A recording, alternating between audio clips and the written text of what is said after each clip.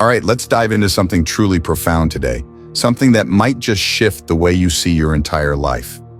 We're going to talk about freedom, not the kind you read about in history books or the kind politicians promise. We're talking about a deeper, more personal freedom. In fact, it's the only real freedom you truly possess. And what is this freedom, you ask? It's surprisingly simple, yet incredibly challenging to grasp and even harder to practice. It's this: the only freedom you have is to not react to anything. Now, before you dismiss this as some kind of new age mumbo jumbo, stick with me. Let's unpack this idea, explore its depths, and see how it can revolutionize your life. We're going to journey into this concept through the insightful lens of a remarkable man, a survivor, a psychiatrist, and a philosopher who understood the human spirit like few others, Viktor Frankl. You might know Frankl from his seminal work, Man's Search for Meaning. If you haven't read it, I urge you to. It's a powerful testament to the human capacity for resilience and meaning-making, even in the face of unimaginable suffering. Frankl's experiences in Nazi concentration camps weren't just a horrific ordeal. They became a crucible for profound insights into the human condition. Think about it. Here was a man stripped of everything: his family, his possessions, his dignity, his very identity reduced to a number tattooed on his arm. He was subjected to starvation, brutality, and the constant threat of death. In such a situation, what freedom could possibly remain? This is where Frankl's genius lies. He observed, even in the depths of Auschwitz, that there was one thing the Nazis could not take away from him, or from anyone, and that was the freedom to choose his attitude in any given set of circumstances, the freedom to choose his own way. He famously wrote, "Everything can be taken from a man but one thing, the last of the human freedoms, to choose one's attitude in any given set of circumstances, to choose one's own way." This, my friends, is the bedrock of our discussion today, the freedom to not react. Let's break it down. We live in a world that constantly bombards us with stimuli. From the moment we wake up to the moment we fall asleep, our senses are flooded with information, demands, expectations, and triggers. Social media notifications ping, news headlines scream, traffic jams test our patience, work deadlines loom, relationship dramas unfold. It's a relentless barrage, and our default mode for most of us is to react. Someone cuts you off in traffic, anger flares, horns blare, maybe even a string of colorful words escapes your lips. Your boss criticizes your work. Defensiveness rises, your heart races. You might start formulating a counter-argument in your head. A loved one says something hurtful. Pain pierces you, tears well up, and you might lash out in return. These reactions feel automatic, almost involuntary. They seem to be dictated by the external event, as if we are puppets on strings, jerked around by the whims of the world. We believe we are in control, but are we really? Or are we just reacting, habitually, predictably, to the stimuli around us? Think about it. How much of your day is spent reacting? Reacting to emails, reacting to requests, reacting to news, reacting to other people's moods, reacting to your own thoughts and feelings? It's exhausting, isn't it? And often it's not very effective. In fact, it often makes things worse. Consider this: when you react in anger, does it usually de-escalate the situation? When you react defensively, does it foster understanding and connection? When you react with anxiety, does it calm your mind and solve the problem? Probably not. More often than not, our reactions fuel the fire, escalate conflicts, and trap us in cycles of negativity. We become slaves to our reactions. We believe we are acting freely, but we are often just reenacting old patterns, conditioned responses, knee-jerk reflexes. We are living in a reactive loop, constantly being pushed and pulled by external forces and internal triggers. And in this reactive state, true freedom is an illusion. Viktor Frankl, in his profound wisdom, pointed to a different way.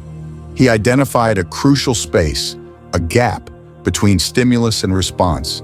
He said, between stimulus and response, there is a space. In that space is our power to choose our response. In our response lies our growth and our freedom. Let that sink in for a moment.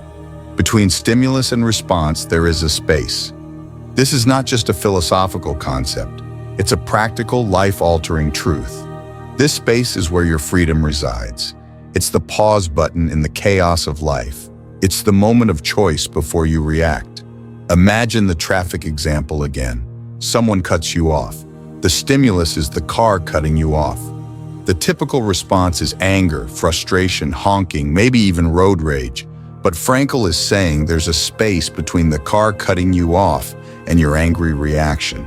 In that space, you have the power to choose a different response. What could that different response be? Maybe it's taking a deep breath. Maybe it's reminding yourself that everyone makes mistakes. Maybe it's choosing to let it go and focus on getting to your destination safely. Maybe it's even feeling a little compassion for the other driver, imagining they might be having a bad day or are in a hurry for a valid reason. The point is, in that space, you have options. You are not condemned to react automatically. You can choose. And in choosing, you reclaim your freedom. This space is not always easy to find. It's often fleeting, almost invisible, especially when emotions are running high. Our reactive patterns are deeply ingrained, wired into our nervous system. But with awareness, with practice, with intention, we can learn to expand this space. We can learn to recognize the stimulus, pause, and choose our response consciously rather than reacting unconsciously. So how do we cultivate this space? How do we move from being reactive puppets to conscious choosers? It's a journey, a practice, not a destination. But here are some powerful tools that can help. Mindfulness stands as a cornerstone, emphasizing present moment awareness without judgment. It involves observing thoughts, feelings, and sensations as they arise, without getting carried away by them. This practice sharpens your awareness of your internal state, making you more sensitive to the subtle cues that precede a reaction, such as physical tension or racing thoughts. This awareness is key to creating space, allowing you to step back from automatic reactivity and choose a more thoughtful response. Simple mindfulness exercises like focusing on your breath for a few minutes daily are incredibly beneficial. Pay attention to the sensation of breathing and gently redirect your mind back to your breath when it wanders.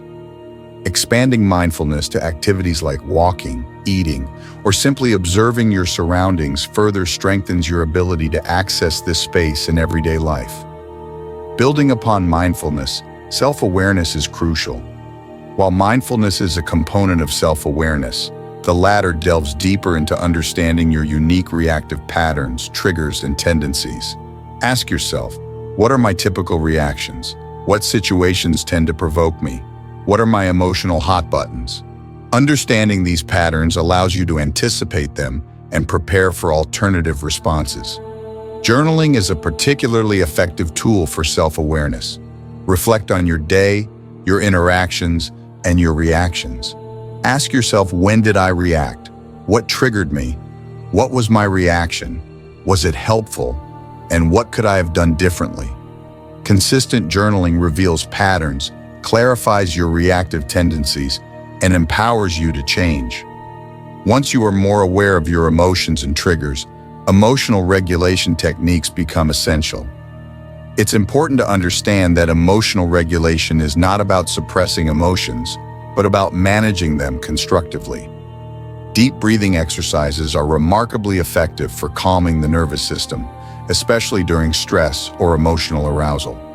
When you feel a reaction rising, take slow, deep breaths, inhaling into your belly, holding briefly, and exhaling slowly. This simple act can interrupt reactivity and create space for a more considered response. Other helpful techniques include progressive muscle relaxation, visualization, and spending time in nature, offering a toolkit for navigating emotionally charged situations. Perspective taking is another powerful tool.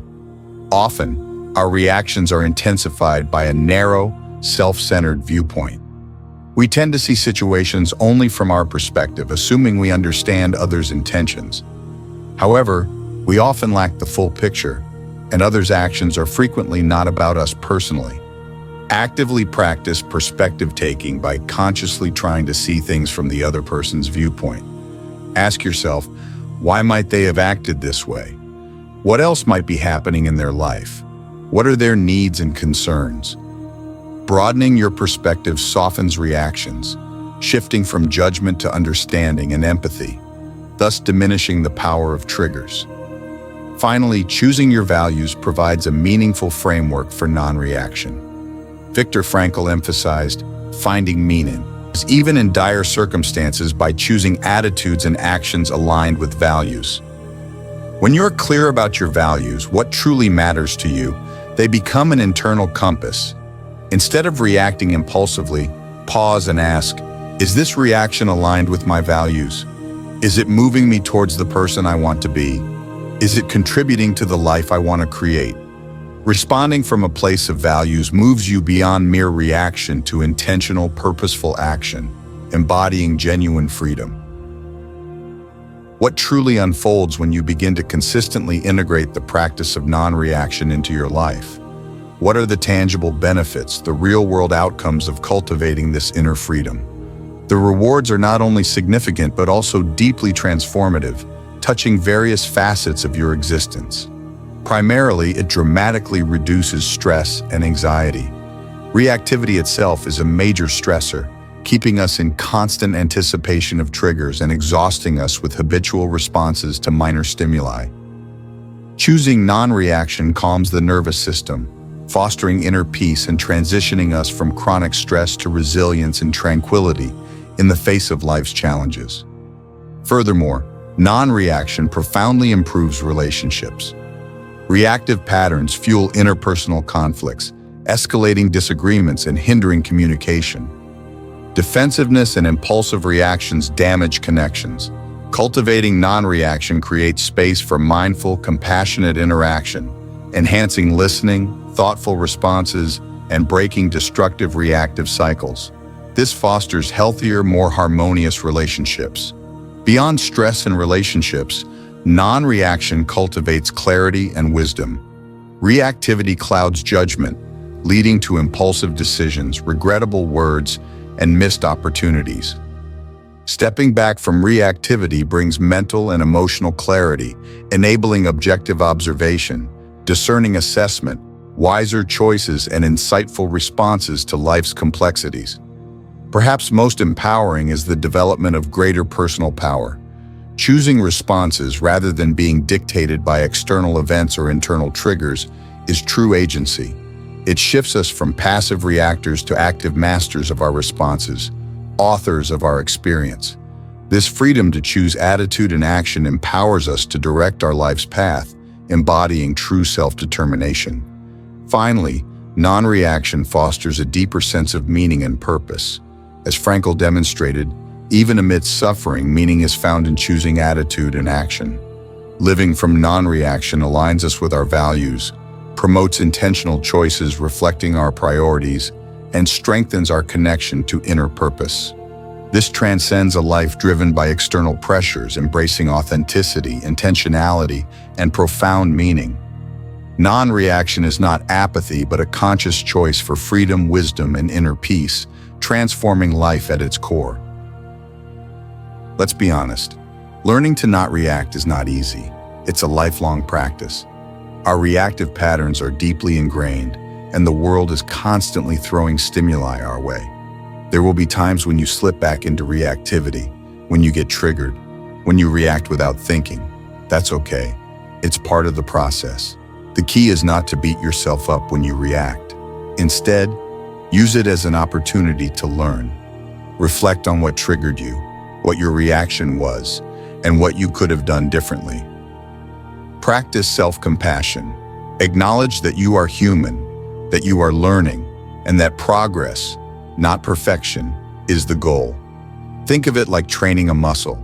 The more you practice, the stronger it becomes. The more you consciously choose non-reaction, the more easily it will come. The space between stimulus and response will grow wider, and your freedom will expand. This journey of non-reaction is not about becoming emotionless or detached. It's not about suppressing your feelings or becoming indifferent to the world. It's about becoming more conscious, more present, more intentional in your responses. It's about choosing freedom over reactivity, wisdom over impulse, and peace over chaos.